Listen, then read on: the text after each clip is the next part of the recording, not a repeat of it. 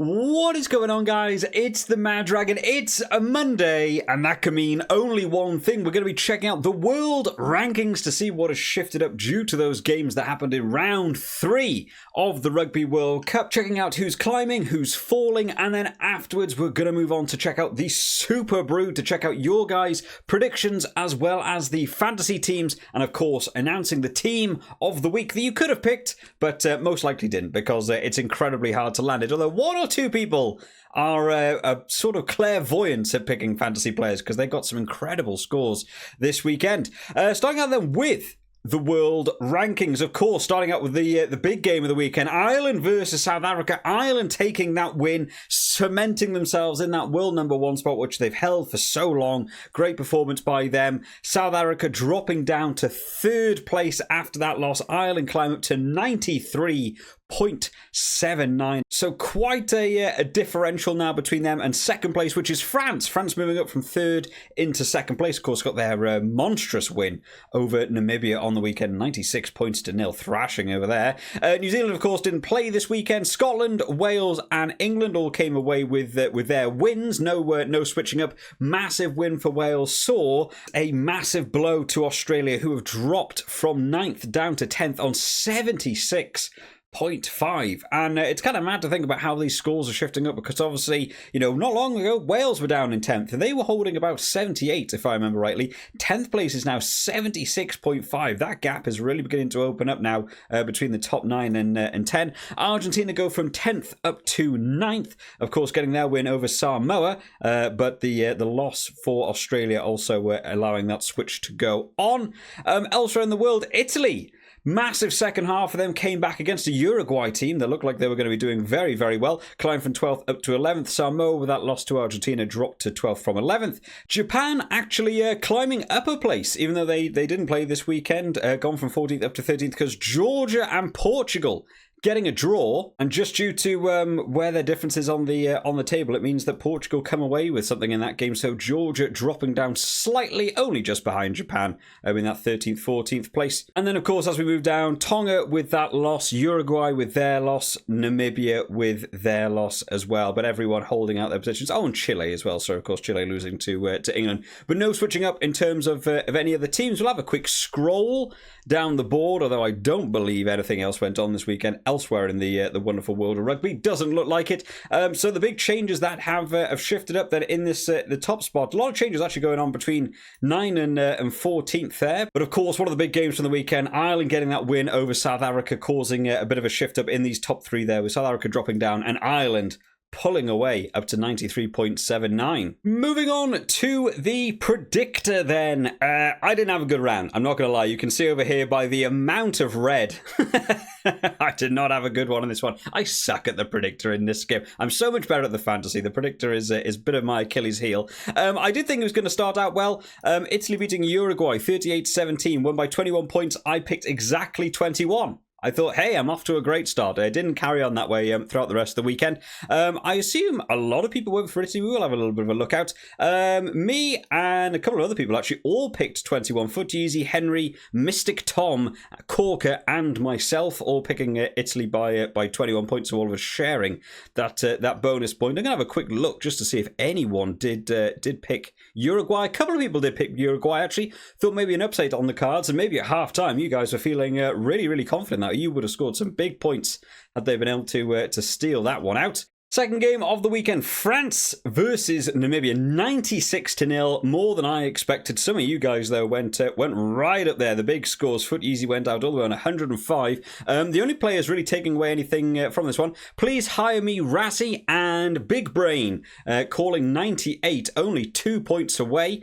So you get the bonus point for that one. Only 2 people getting the half bonus point. The rest of us most likely also picked France, but all of us just sharing that 1 point. It's amazing in these types of games that you have so many people have such a variance of points, and it just comes down to that fine little margin right at the top. Only 2 people actually really beginning to pull away from that game a little bit.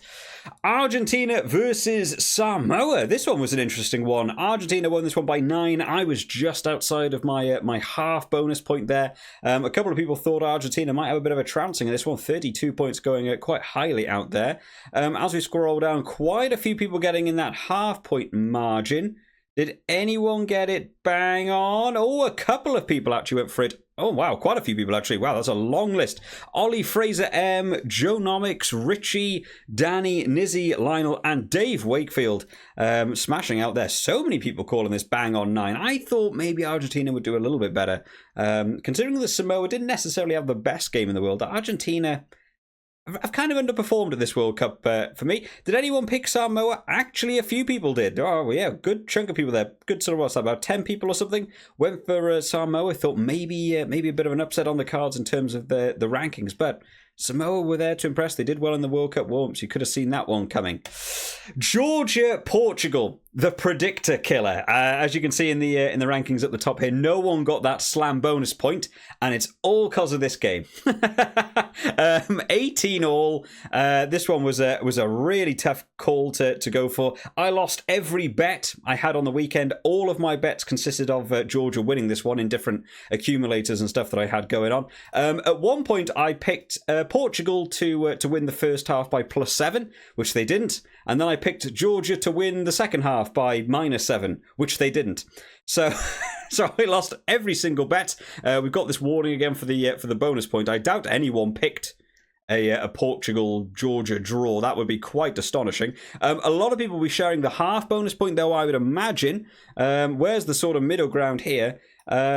Georgia-Portugal. So you don't actually get the bonus point even for being the closest, because you'd think everyone that went for 3 here would break it up. We've never seen this before in the Predictor, I don't think, where we've got to see an actual draw and people picking the same either side. Apparently you don't get a bonus point for it. So half points across the board to everyone. A lot of points, names to go through there. Unfortunately, I won't be able to run through everyone's name because this video will go on forever. England versus Chile. England take this one by 71. I thought Chile might score 1 or 2, little sneaky tries with, a Yaja in the scrum half, maybe doing a couple of little breaks. No, apparently not, ending on 0. So 71 points to England. Right up the top is where you want to be. Only a few people getting the half bonus point. And Andre got it bang on, 71 points. How harsh for John Roy. And All Blacks forever, to be fair. Only 1 point away, stealing it right out there. Well played by Andre. Takes that full bonus point all to himself. I doubt anyone picked Chile. No. I just thought I'd have a quick scroll. I thought England would be massive favourites for that one. South Africa versus Ireland. I tried to play this one tactically. I really thought South Africa would come away with that win. I said South Africa by 6. They missed 11 points at the posts.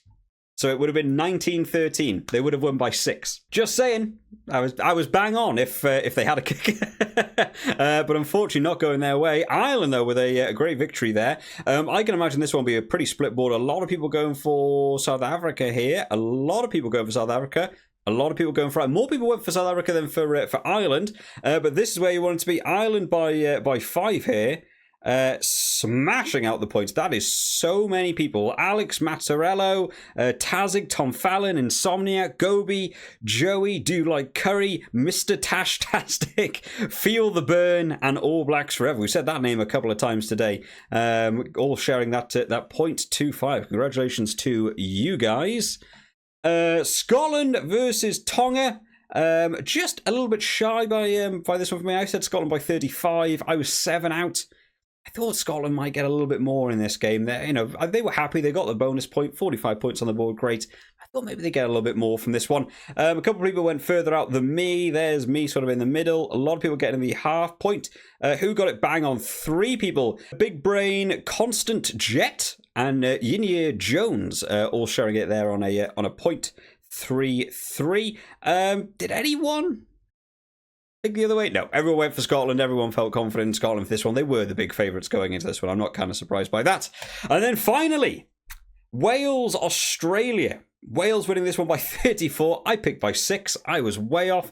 I would be surprised if anyone went that big. Patricio said Wales by 17 was the highest we went to. Nobody getting the match point, nobody getting the bonus point, because even to get the bonus point, even if you were the closest, you still need to be within 10. Long way off. Nobody getting that. Did anyone pick Australia? Quite a few people picked Australia. That's quite a 50-50 board, to be fair. Wales taking this one. All of us guys stealing 1 point to pick Wales. But yeah, nobody taking the big points from that one. In terms of the round then, Mark Dunphy comes out in the lead with this one. Joint points with Nostradive.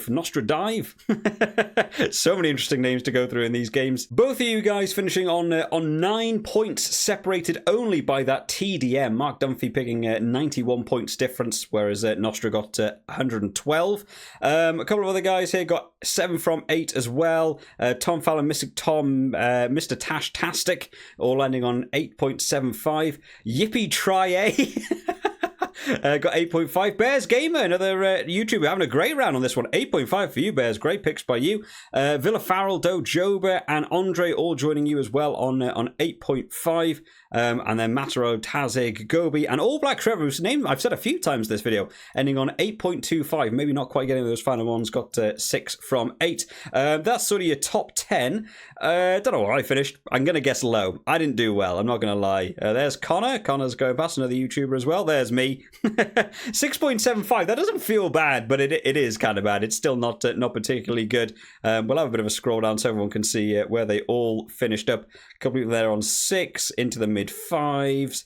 We're on to page 2 as well. I forget there's a page 2 now in this world. There's so many people joining in. Highland Cow had a great one the other week, right? I remember saying that name down towards the bottom here. And a couple of people, unfortunately, down the bottom not getting their picks in.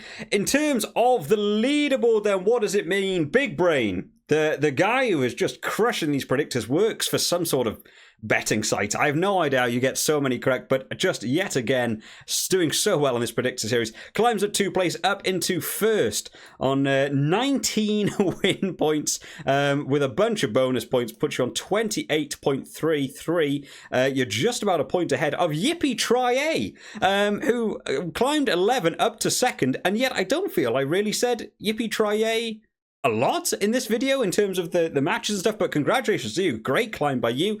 Gobi climbs up 9 places into third. Aza Matt climbs 7 up into 4th place. You guys still holding out to that 27 points. Still close near the top, to be fair. Big Brain Kian dropping down from his first place spot last week down into 5th. Alex M also dropping down 4 places, but you guys still holding out in that 27 range. Still only about a point in it between a lot of you. Mark Dunphy climbs 12. Tom Fallon climbing up 12. Just Gaz dropping down 5, and Foot Easy dropping down 3. But I'm not going to lie, I'm very surprised considering first place on 28.33 all the way, I mean, even to what, sort of down here? 22 people are, only about 2-3 points behind you. It's easy to make up. So congratulations to everyone that got in that top 10. I'll have a bit of a rundown. I don't think I'm doing very well on the predictor, guys. I'm not going to lie. There's me. I dropped down 7 places. I'm in 54th. I'm just going to try and come top 50. That's my aim for the predictor series. I suck at the predictor. It is probably one of the things that I'm worst at doing is I just get so many games just off. I don't get any match bonus points, or I just get the games wrong. Scrolling down to the bottom then, Alfie Brez down there, unfortunately, on 3, probably backing out of it now. Just, he had to tell me, if you have a couple of bad rounds, it's hard to try and recover. But congratulations to you guys this week. Congratulations to Big Brain for taking over that top spot in the Predictor Series. On to the Fantasy then, where there are yet again some big scores in terms of your back 3. My God, picking the right players was kind of tricky this week. You either picked the right player and they shot up, or a lot of the teams were quite even across the board. It was really hard to get. You just needed to pick that one good player in every position, basically, to have some good scores. But taking this round, Foot Yeezy on 307.5. I can't believe how many people we've seen get over 300 in this fantasy so far. Doing so well. PR Azevedo comes in second place on 284.5. Please Hire Me Rassi on 283. Fuan 19 getting in there on 280.5. And there's me, your boy. I've actually sort of done okay. 265.5. Just pipping Villa Farrell and Big Brain there, also on the 260s. Oh, sorry, Cecchino is also on the 261. And finally in that 10th place, Kieranosaurus on 258.5, just stepping ahead of 2 other people. My God, 258 versus 258.5 to take that top 10. As I've done with the rest of them, guys, I'll have a bit of a scroll through real quick so everyone can see where they sort of finished up on the list. A couple of players just underperforming for me this week. I either had players do really well or not well at all. Really getting low. Angus Bell for me was, I've just got stuck with him at this point. I can't transfer him out. I don't have enough transfers every week. And there we are down the bottom with some names that are doing well in the Predictor Series, but maybe not doing quite so well at the fantasy. Maybe it's one or the other. Maybe people are only good at one thing. That's the excuse I'm going to give for me. In terms of the teams then, your props department that you wanted down here in the blue was Thomas Gaggio from Argentina and Bevan Rodd from England. I'm not going to lie, I couldn't even get any England players into the squad. I didn't have enough transfers, and a couple of the England forwards were the way to go.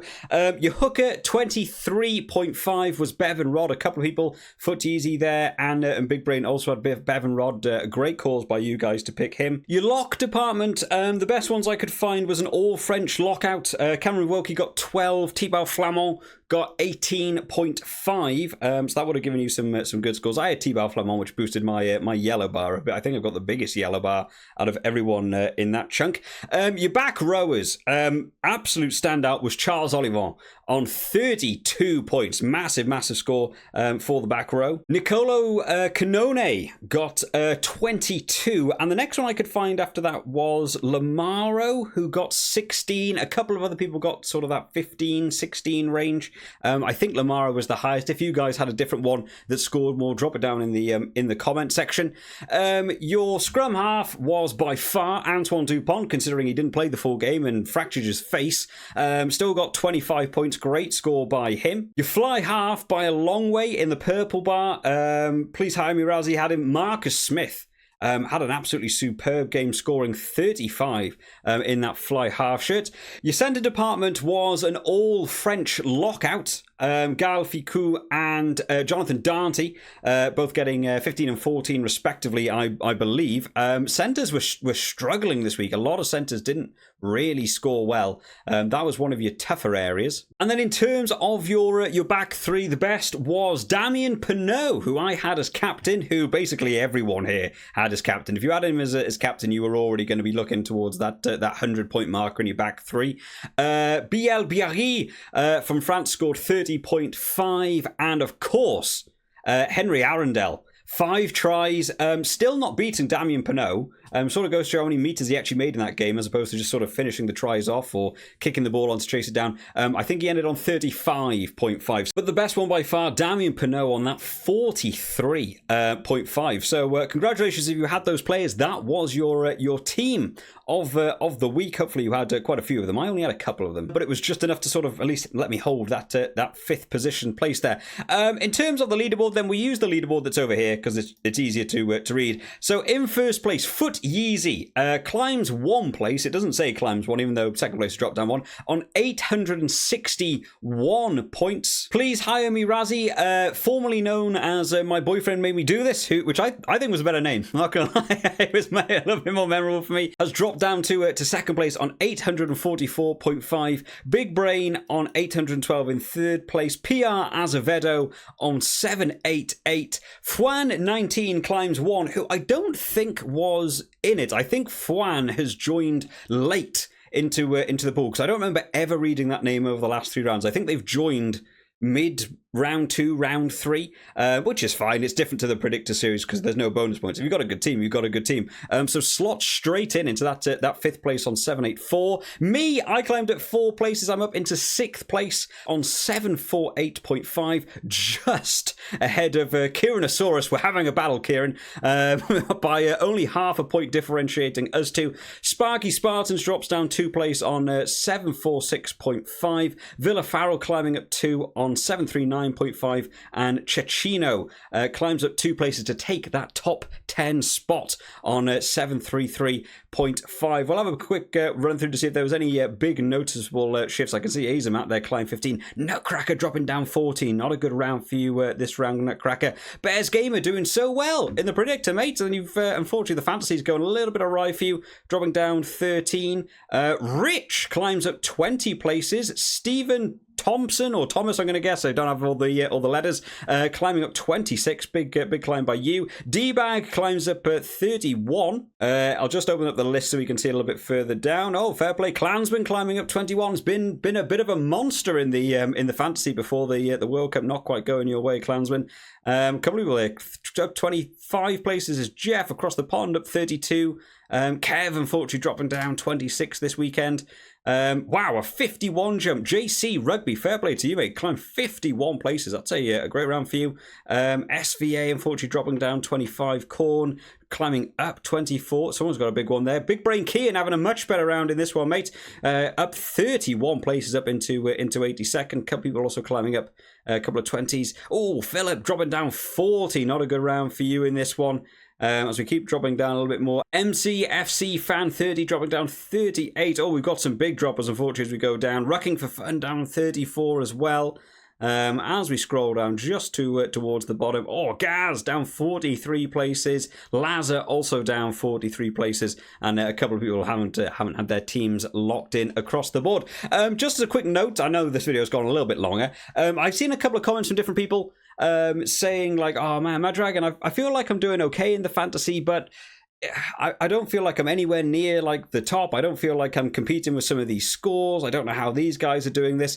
Just to put some people's minds at ease, because the World Cup is a massive thing. There's so much to think about when you're doing the World Cup fantasy. It's all for a bit of fun anyway. I did want to have a bit of a look at something for you guys. Now, just to put your guys' minds at ease, if you're wondering why, you're struggling so much to get in that top 10, top 5 area, at the end of the France game, I had Damien Perot as my captain. He scored 80 something points. He absolutely thrashed it. I wanted to have a look at the world rankings because I felt like I was doing well, but I couldn't even get in the top 5 in our little pool we've got on YouTube here. I went to have a look at the world rankings, okay? Here is me. Where does it say? Oh, it doesn't actually say where I am, unfortunately. The last time I checked, I was 82nd in the world. I probably dropped down a little bit more because I checked it after the France game. I just want to point out to people who might be worried about they're not doing quite as well.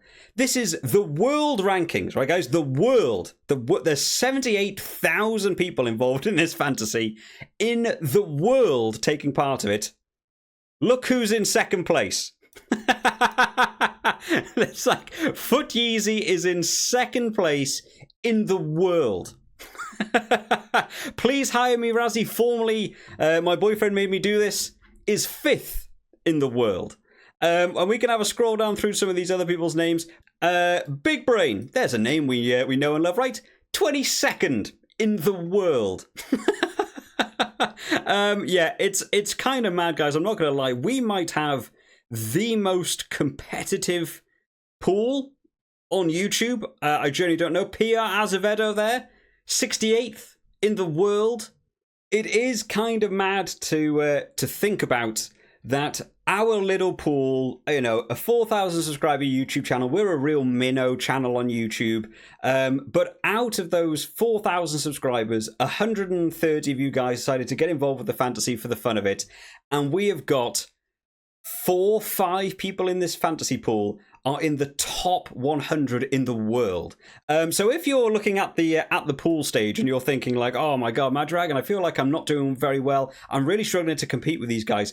Do not worry, because most people in the world at the minute are struggling to compete with these guys. I mean, I'm up there. I'm in 6th place. I think I'm doing quite well. And I think now I'm at like 248th or something in the world.